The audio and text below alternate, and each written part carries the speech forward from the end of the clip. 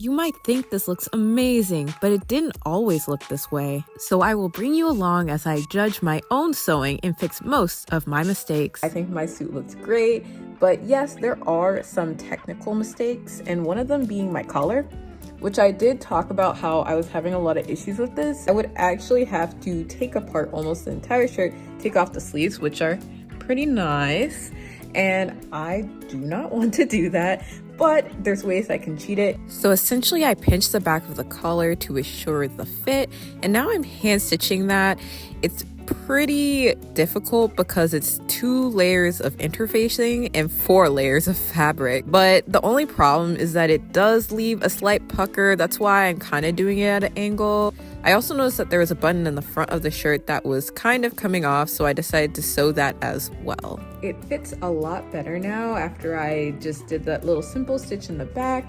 I do have the tie now, but I just wanted to make sure, that it fits, because the tie to me kind of gives away if it doesn't fit. Now we're going to talk about the other parts, which one of my main issues is the lapel. It's so floppy. It should just bounce back. That's a huge problem. And I also will take this off and kind of show you the details on the inside that are messed up. Basically around the collar I messed up and made things too short, so I had to add this weird little panel in the back, and the collar does not curve at all. So I'm going to fix this by doing some pad stitching. The first step we're going to take is to separate the lapel and the collar from the rest of the jacket. And I'll make sure to keep a hold of these so I can use them when I'm creating the new ones. Now I'm using the old pieces as a reference as I cut out the basic shape from canvas fabric. But don't worry, you won't see this at all because I'm going to be covering it with my actual suiting fabric. Here I'm basting my canvas to one piece of my suiting fabric. This is basically to keep it in place. Now we're going to start pad stitching. Pad stitching is actually really tricky, and I had to restart this multiple times. It's essentially a zigzag stitch, or at least the version that I'm doing is. Now the beauty of pad stitching is you can sculpt the fabric as you go. You can kind of see me doing that here as I'm sculpting the fold in the collar. Honestly, out of using interfacing and pad stitching for collars, I would recommend using pad stitching. This is because you can change the size of the stitch. If you look closely, you can see that the inside of the collar has smaller, closer together stitches.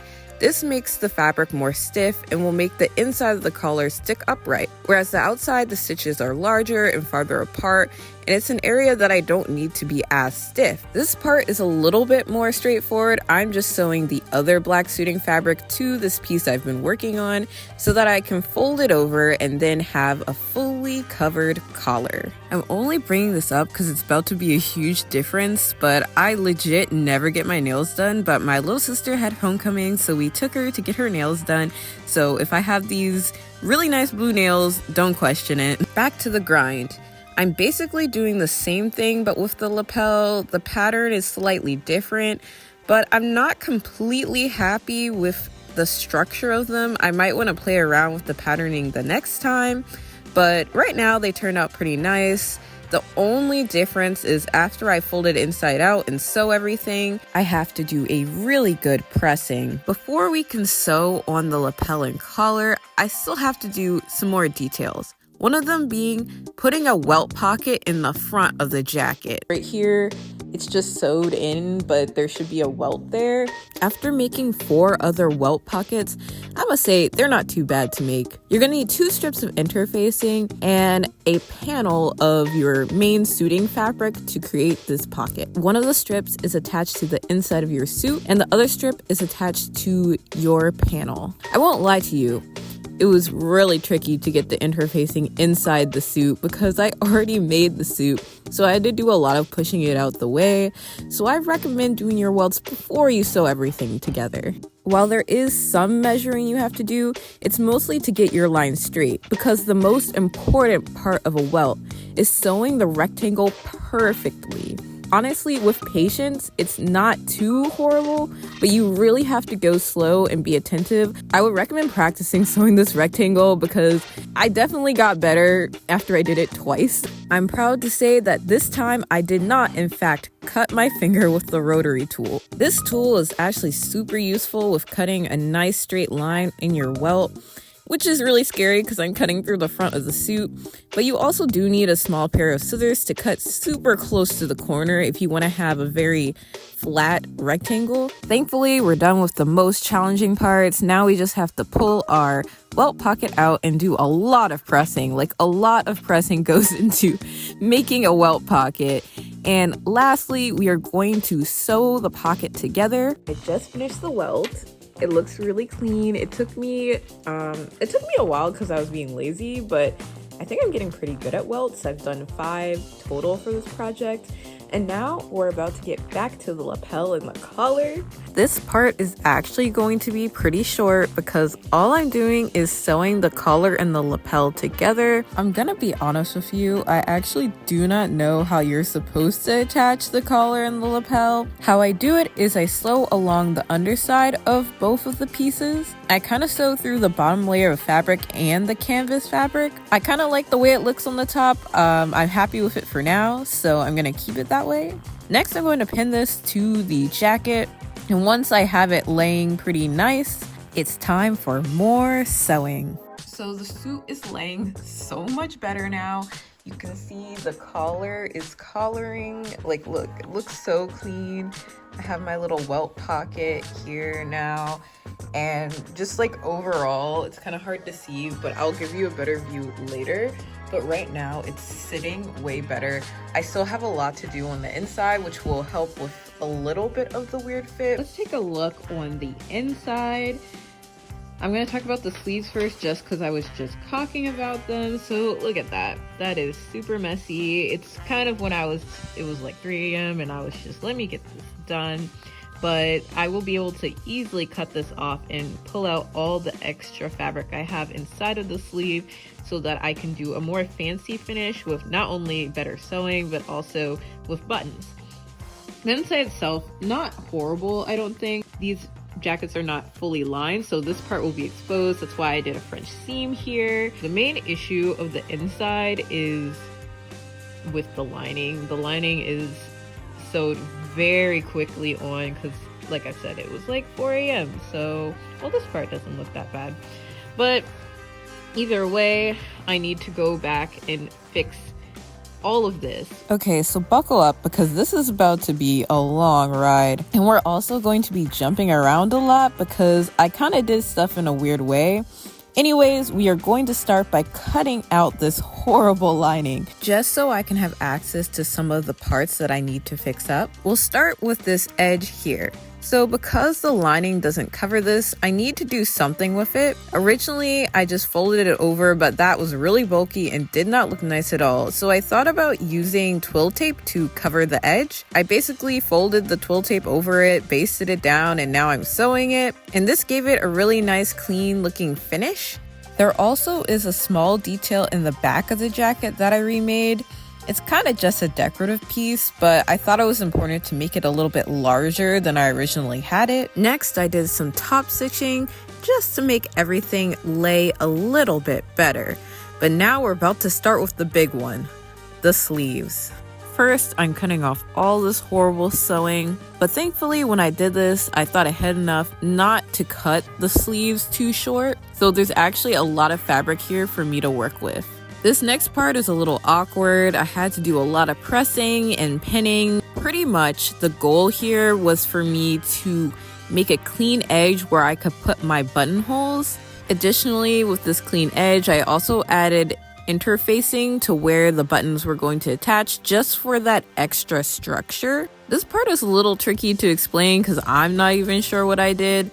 But once everything was folded properly, I was finally able to start sewing in my buttons. And then partially because I'm extra, but also partially because since the suit is already done, it would have been a pain to use a machine to do this. I hand sewed all the buttons. Hand sewing buttons is pretty tricky. I still am not 100% happy with how my sewn buttonholes came out. Personally, I think hand sewn buttonholes give an extra nice charm. You probably thought I was done with the sleeves because I did too. But nope. I still have to sew in the sleeve lining. Basically, I had folded it over the fabric, and now I'm going to do an invisible stitch to attach the sleeve lining. This stitch is the same one I'm about to do to sew in the rest of the lining. So here's the rest of the lining. Now that I have it all pinned up super nice, I can get to sewing. Sewing this isn't too complicated. It just takes a while.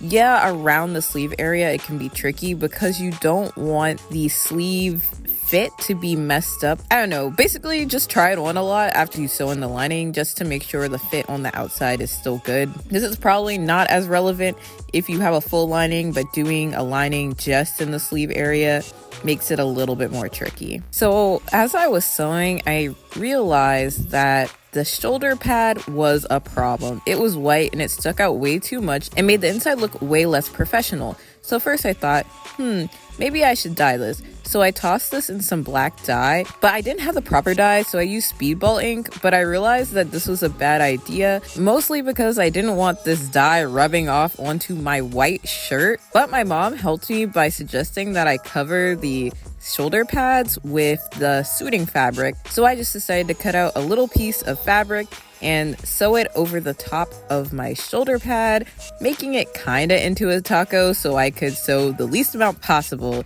and then it worked. I'm basically done. Look at that. It's looking so clean. Oh, yes. Again, you're probably thinking I'm done because I definitely thought I was done, but I don't know. A lot happened and I decided to be more extra and do a few more details. So I have a notebook where I print out all of my next cos plans and post little pictures of inspiration and just like reference photos. So here's my notes for Sebastian. And if you look right here, you can see that there's like this weird strip that's on his sleeve. And I decided I'm going to figure out what that is and how I'm going to make it. They're also, oops, I don't have it on this picture, but I will post a picture on the screen of the pants because there also is a strip along the side of the pants that I so far have found out I think it is to cover the stitch, the seam stitch. This is a bit extra to do. It's not very noticeable, but I thought, well, why not? And I'm probably gonna have to hand sew the entire thing, which is tricky because I'm not taking apart my pants. So it's research time, and for the life of me, I couldn't figure out what those strips were, but I saw that in the manga, he wears something called sleeve garters. And sleeve garters are useful because they help keep your sleeve in place when you put on your jacket, but also if your sleeves are too long, they can help you shorten and adjust your sleeve. So I had some leftover pleather from another project. I think it was Harley Quinn actually. The first step was to make a rough pattern with newspaper and then cut it out of the pleather. And this time I used the rotary tool. I did, in fact, cut my finger. And this is me running off screen to go and get a band-aid because I did not want to bleed all over my crafting supplies. Oh my god, I can't with myself. Alright, so I'm back and I have a cool Jurassic World band-aid and I'm okay. So now I'm going to use a Sharpie to color the edges of the garter just so that you can't see this white part on the inside. And now I'm basically just hand sewing it because there's actually no reason for me to do this, but I wanted to, so I hand sewed it kind of to give it more of a look of traditional leather kind of. And I wouldn't recommend hand sewing pleather because it's really tough to get through, but hey, I did it. The hand sewing actually took me a few days to do both of them, but once I was done, I did the finishing touch, which was to add this little piece that I don't know what it's called, but I use it for bags and other things, and I was like, there is no way in the world I'm sewing through 4 layers of pleather, and I'm just going to use crazy glue and glue it together. So I just pushed in the other side, and I was basically done with my sleeve garter. Hey y'all, so I finished the garters, but I did say that I was gonna work on the pants and do like a stripe along the edge of the pants, but I've been back and forth if I want to do that because I think it looks a little goofy, but I kind of want to do every single detail because I'm annoying like that. We are in the home stretch, y'all. Like, I was seriously so tired of this project at this point, but I had to pull through for Sebastian. Anyways, I'm tired of explaining sewing. I am just doing the same thing I've done like every single time. Pinned it up, cut it up. But honestly, the tricky thing about this is that I'm using a stretch fabric on top of a fabric that has absolutely no stretch. And so I had to try a few different ways of hand sewing it down. I didn't really want the stitches to be visible on the top. I kind of did this technique where you sew underneath and just grab the bottom layer of fabric. This took a long time. I kind of say that about every hand sewing thing. Hand sewing takes a long time, and that's why it's usually impressive when done right. But anyways, after a long, strenuous time of hand sewing this stripe to the pants, which is such a small detail that most people won't notice, but I will notice, I was done. And here he is, the updated suit.